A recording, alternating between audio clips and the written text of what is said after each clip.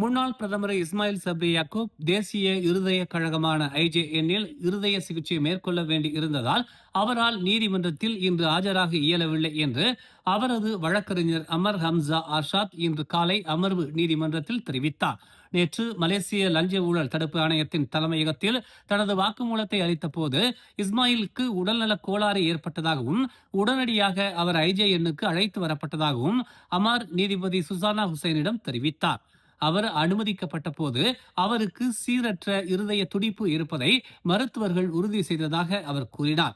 எனவே தற்போதைய சூழ்நிலைகளை கருத்தில் கொண்டு இந்த நடவடிக்கைகளை மற்றொரு தேதிக்கு ஒத்திவைக்குமாறு அவர் கேட்டுக்கொண்டார். 2 வாரங்களுக்கு முன்பு பெரா நாடாளுமன்ற உறுப்பினருமான அவர் கீழே விழுந்ததாகவும் அதன் காரணமாக அவரது இருதயம் 2 வினாடிகளுக்கு துடிப்பதை நிறுத்தியதால் அவர் IJNல் மருத்துவமனையில் அனுமதிக்கப்பட்டதாகவும் அவர் சுட்டிக்காட்டினார்.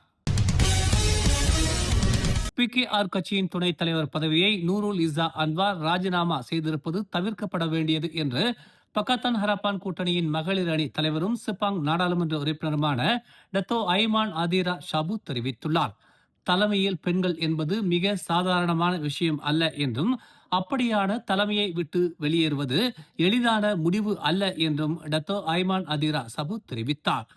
பக்காத்தானின் PKR, அமானா, DAP போன்ற கட்சிகளிடையே தலைமைத்துவமிக்க பெண்ணாக அங்கீகரிக்கப்பட்ட நூருல் இஸ்ஸா அன்வார் எடுத்திருக்கும் முடிவை பக்காத்தான் கனத்த மனதுடன் ஏற்கிறது என்றாலும் அடுத்த ஆளுமை மிக்க பெண்களை அடையாளம் காண வேண்டும் என்று அவர் பக்காத்தான் தலைமைக்கு வலியுறுத்தினார். நூருல் இஸ்ஸாவின் அரசியல் பயணம் கடுமையான போராட்டங்கள் நிறைந்தவை என்றும் அடுத்த கட்ட பக்காத்தானின் வளர்ச்சிக்கு அவருடைய ஆற்றல் தேவை என்றும் டத்தோ ஐமான் அதிரா ஷாபு தெரிவித்தார்.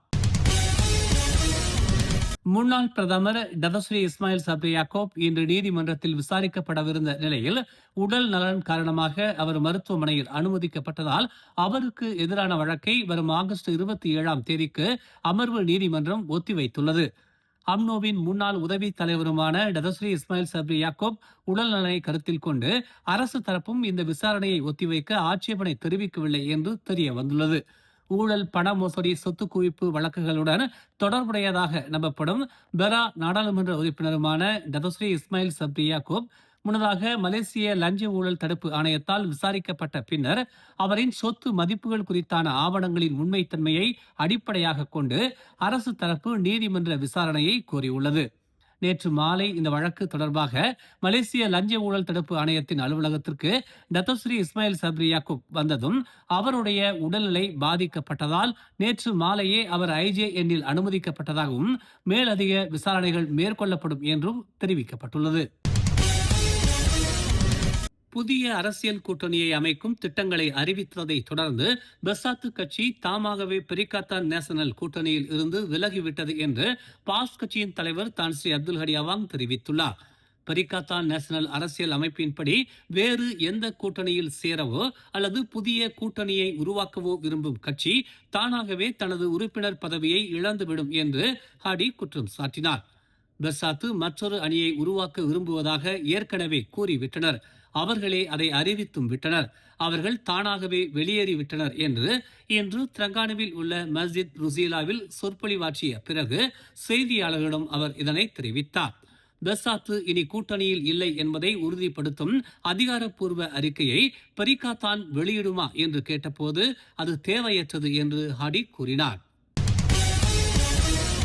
PKR கட்சியின் துணைத் தலைவர் பதவியிலிருந்து நூருல் இஸ்ஸா அன்வார் ராஜினாமா செய்தது ஆளும் கட்சிக்குள் நிலவும் கடுமையான உட்கட்சி பிரச்சனைகளை பிரதிபலிப்பதாக பாஸ் கட்சி தெரிவித்துள்ளது.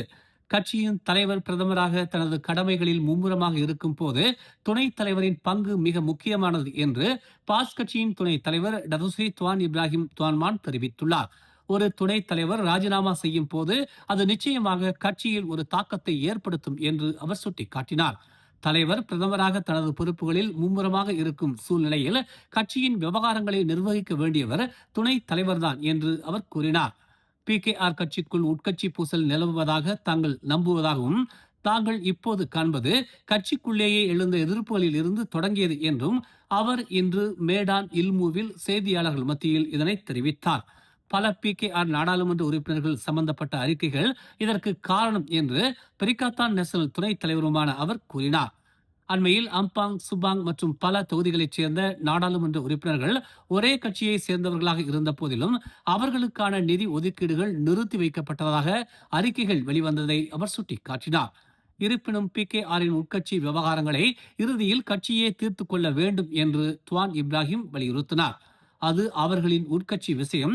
இருப்பினும் மக்களின் பார்வையில் PKR தான் ஆளும் கட்சி. கட்சிக்குள் அது எடுக்கும் எந்த ஒரு முடிவும் மக்கள் மீது நேரடி தாக்கத்தை ஏற்படுத்தும் என்று அவர் கூறினார். கடந்த வாரம் குலுவாங்கில் உள்ள ஒரு வீட்டில் தனது பச்சிளம் குழந்தையை கொன்றதாக கல்லூரி மாணவி ஒருவர் மீது இன்று நீதித்துறை நடுவர் நீதிமன்றத்தில் குற்றம் சாட்டப்பட்டது. நீதிபதி நுராசிதா ரஹ்மான் முன்னிலையில் குற்றச்சாட்டு வாசிக்கப்பட்ட போது 19 வயதான நூர் சஸ்வான் இத்ரீஸ் என்ற சம்பந்தப்பட்ட மாணவி தலையசைத்தார். கொலை வழக்குகள் உயர்நீதிமன்றத்தின் அதிகார வரம்பிற்குள் வருவதால் எந்த ஒரு வாக்குமூலமும் பதிவு செய்யப்படவில்லை. கடந்த ஜூலை 29ஆம் தேதி காலை சுமார் 10 மணி அளவில் தான் பெற்றெடுத்த பெண் குழந்தையை கொன்றதாக நூர் சஸ்வான் மீது குற்றம் சாட்டப்பட்டுள்ளது. தண்டனை சட்டத்தின் பிரிவு 302 கீழ் அவர் மீது குற்றம் சாட்டப்பட்டுள்ளது.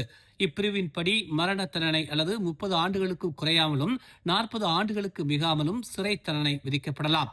மரண தண்டனை விதிக்கப்படாவிட்டால் பிறம்படியும் வழங்கப்படும். நீதிமன்றம் அவருக்கு பிணை வழங்கவில்லை. வேதியியல், உளவியல் மற்றும் பிரேத பரிசோதனை அறிக்கைகள் நிலுவையில் உள்ள நிலையில் இந்த வழக்கை அக்டோபர் 8ஆம் தேதி விசாரணைக்கு எடுத்துக்கொள்ள நீதிமன்றம் நிர்ணயித்துள்ளது.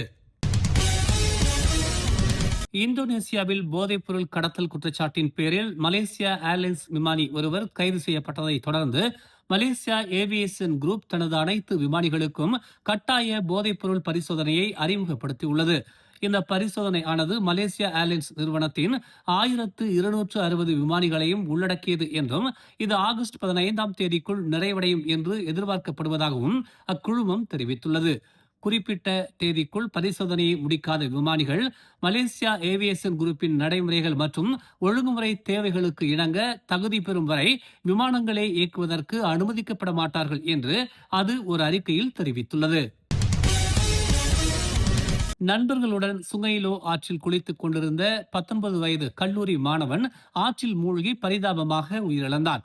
நேற்று மாலை 4:40 மணிக்கு அவசர அழைப்பை பெற்றதும் சுங்கைலோ ஆற்று பகுதிக்கு மீட்பு படையினருடன் விரைந்து தேடுதல் பணியை தொடங்கியதாக டுங்கூன் மாவட்ட மீட்புத்துறை உதவி இயக்குனர் கமால் சுகைமி தெரிவித்தார். தனது 9 நண்பர்களுடன் ஆற்றில் ஆழமான பகுதியில் குளித்துக் கொண்டிருக்கும் போது திடீரென அவர் மூழ்கியதாக முதற்கட்ட விசாரணையில் தெரிய வந்துள்ளது.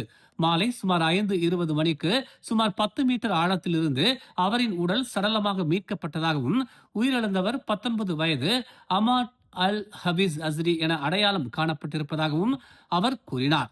அவரின் உடலில் எந்த ஒரு காயமும் இல்லை என்று காவல்துறை உறுதிப்படுத்திய நிலையில் பிரேத பரிசோதனைக்காக அவரது உடல் டுங்கூன் மருத்துவமனைக்கு கொண்டு செல்லப்பட்டிருப்பதாக கமால் சுகைமி தெரிவித்தார். சட்டவிரோதமாக வெளிநாட்டினரை மலேசியாவுக்குள் கொண்டு வரும் கும்பலைச் சேர்ந்ததாக நம்பப்படும் 3வரை ஜொஹூர் மாநில குடிநுழைவுத்துறை கைது செய்துள்ளது.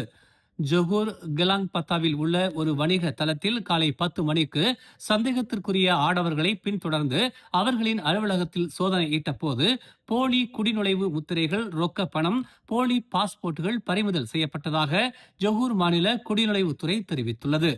அவர்களிடம் இருந்து 20,000 ரிங்கிட் ரொக்க பணமும் கைபேசிகள், மடிக்கணினிகள் பறிமுதல் செய்யப்பட்டதாகவும் தெரிவிக்கப்பட்டுள்ளது. கைது செய்யப்பட்ட 3வரும் 33 முதல் 41 வயதினர் என்றும் ஒவ்வொரு போலி பாஸ்போர்ட்டுகளுக்கும் 700 ரிங்கிட் வரையில் கட்டணமாக பெற்றிருப்பதும் முதற்கட்ட விசாரணையில் தெரிய வந்துள்ளதாக ஜொஹூர் மாநில குடிநுழைவுத்துறை தெரிவித்துள்ளது. மேலும் செய்திகளை தெரிந்து கொள்ள தமிழ் மலர் இணையதளம், தமிழ் மலர் செயலி மற்றும் மலர் டிவி யூடியூப் சேனலை வலம் வாருங்கள். எங்களோடு இணைந்திருக்க மலர் டிவியை பதிவு செய்து கொள்ளுங்கள்.